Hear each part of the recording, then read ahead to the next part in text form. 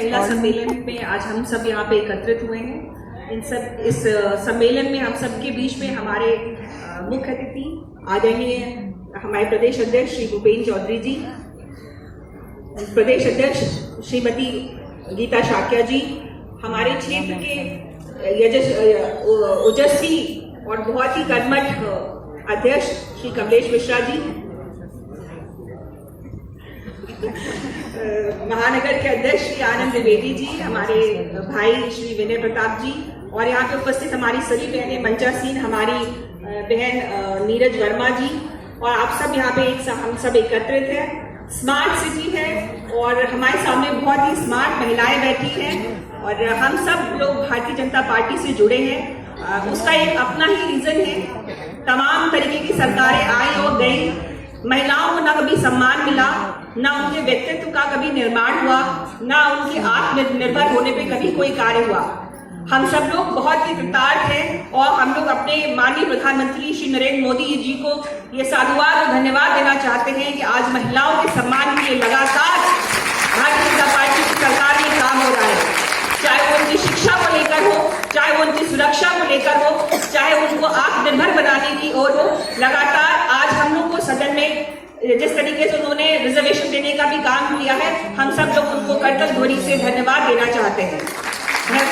बहुत लंबी तैयारी करनी चाहिए। माननीय प्रदेश अध्यक्ष जी का आदेश था तो मुझे उनका उस आदेश का पालन करना था। हम सब महिलाएं यहाँ पे एकत्रित हैं धन्यवाद देने के लिए अपनी पार्टी को, अपने नेताओं को और अपने माननीय प्रधानमंत्री जी को और माननीय हमारे मुख्यमंत्री श्री योगी जी को बहुत बहुत धन्यवाद देने के साथ मैं आप सब लोगों का धन्यवाद देना चाहती हूँ। जय हिंद, जय भारत। लखनऊ महानगर के स्मार्ट सिटी सम्मेलन में उपस्थित महिला मोर्चे की प्रदेश अध्यक्ष, राज्यसभा की सांसद आदरणीय बहन गीता शाक्य जी, अवध क्षेत्र के अध्यक्ष मेरे भाई कमलेश मिश्रा जी, क्षेत्र की महामंत्री आदरणीय बहन नीरज वर्मा जी, भारतीय जनता पार्टी अवध क्षेत्र की उपाध्यक्ष आदरणीय बहन श्वेता सिंह जी, महिला मोर्चे की प्रदेश की उपाध्यक्षा आदरणीय बहन कल्पना तिवारी जी, भारतीय जनता पार्टी महिला मोर्चे की क्षेत्रीय अध्यक्ष आदरणीय बहन गोदावरी जी,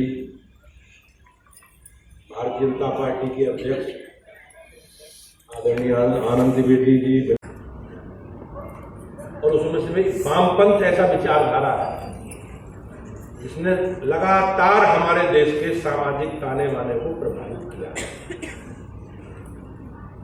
लोकतंत्र में उन्हें विश्वास नहीं, लेकिन उनकी जो कल्पना है उस इस सिस्टम को एक ताकत के बल पर देश के शासन की व्यवस्था को नियंत्रित करना, और उनका संदेश संचार साहित्य में बहुत बड़ा प्रभाव है, उनकी विचारधारा का बहुत प्रभाव, और उन्होंने इस राजनीतिक व्यवस्था और नेताओं के बारे में इतनी अनास्था निर्माण की है, और उसके पीछे वो ये जानते हैं कि जब जनता में नेता के प्रति, अपने चुने हुए प्रतिनिधि के प्रति अविश्वास की स्थिति होगी, हम तब लोग इस शासन व्यवस्था को कंट्रोल कर सकते हैं, नियंत्रित कर सकते हैं, क्योंकि वामपंथ में लोकतंत्र की भूमिका नहीं है।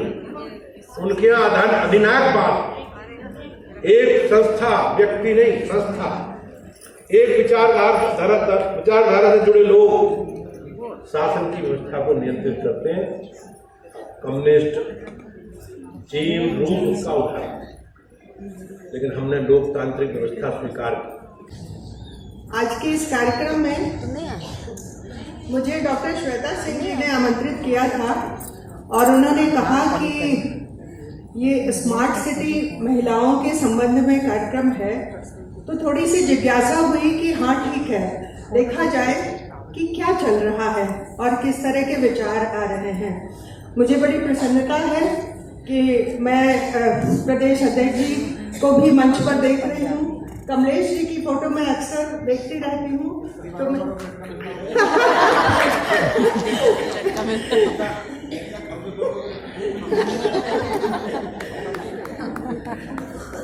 अब खंभे से लटक के दिल तक जाने का होता है नेताओं के लिए। मैं ये कहना चाहती हूँ अपनी बहनों से, मैं लगभग पौने घंटे से यहाँ पर हूँ। मुझे लगता है कि कुछ और तरह के विचारों में हमें अपने को एंगेज करना चाहिए। स्मार्ट सिटी है क्या? स्मार्ट सिटी के क्या क्या इंग्रेडिएंट्स होते हैं? कौन सी ऐसी चीज इंफ्रास्ट्रक्चर में होती है जो किसी शहर को स्मार्ट बनाती है, और कौन सी वो चीजें होती हैं जो हमारे काम से स्मार्ट दिखती हैं? जैसे सबसे बड़ी चीज है गुड गवर्नेंस। आपके पास, आप कहीं ना कहीं, चाहे छोटा ग्रुप है या बड़ा ग्रुप है, आप महिलाओं का एक प्रतिनिधित्व करती हैं। आपके पास कोई छोटी बड़ी शिकायत, प्रॉब्लम या विचार लेकर आता है, तो उन विचारों का क्या प्रोसेस होना चाहिए, किस तरह से उन छोटी समस्या हो या बड़ी, उनके समाधान का क्या रास्ता आप निकाल सकते हो, कितना उन्हें गाइडेंस दे सकते हो। आई थिंक ये सबसे जरूरी चीज होती है स्मार्ट होने के लिए। स्मार्ट होने का मतलब स्मार्ट सिटी में जहां पर टेक्नोलॉजी लिवरेज करने की बात होती है, जहां पर एक ऐसे इंफ्रास्ट्रक्चर की जरूरत होती है कि हर तरह की समानता हो। ऐसा नहीं कि कोई व्हील चेयर पर हो और किसी ऐसी जगह पर कार्यक्रम हो कि जहां पर व्हील चेयर वाला व्यक्ति पहुंच ही ना सके, या तो ऐसा नहीं होता कि व्हील चेयर पर केवल वो लोग होते हैं जो जन्म से जिनको समस्या होती है। कई बार ऐसा होता है एक्सीडेंट में टांग टूट जाती है तो भी व्हील चेयर पर बैठ जाना पड़ता है। तो इस तरह से जो इंफ्रास्ट्रक्चर का स्मार्ट होना, वो भी शहर के लिए बहुत जरूरी होता है। तो जिन क्षेत्रों का आप प्रतिनिधित्व करती हैं, मेरा ऐसा मानना है कि उनमें इन छोटी छोटी समस्याओं को देखें, उन्हें पॉइंट आउट करें और उनको ठीक करने के लिए जब आप प्रयास करते हैं तो वो गुड गवर्नेंस का एक हिस्सा होता है। अब क्योंकि मैं बहुत ज्यादा तैयार होकर आई नहीं हूँ इसमें बोलने के लिए, तो मैं इतनी सी बात रखना चाहती हूँ, और मैं चाहती हूँ कि महिलाओं को अपने व्यक्तित्व को एक व्यक्ति की तरह, एक पर्सन की तरह ट्रीट करने की जरूरत है। अपने निर्णयों में स्वतंत्र भाव से एक इंडिपेंडेंट डिसीजन लेने की क्षमता विकसित करने की जरूरत है। मैं शुरू से अभी तक केवल मातृशक्ति शब्द सुन रही हूँ। मातृशक्ति से ऊपर भी महिलाएं एक व्यक्ति हैं, आप एक पर्सन हो।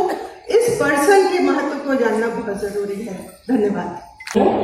भरा नहीं है भावों से, बहती जिसमें रसधार नहीं, वह हृदय नहीं पत्थर है जिसको भारतीय जनता पार्टी से प्यार है। मुझे इस विषय पे बात करना है, जैसे कि अभी आदरणीय प्रदेश अध्यक्ष जी ने कहा है कि बात करनी है, लेकिन विषय पे करनी है।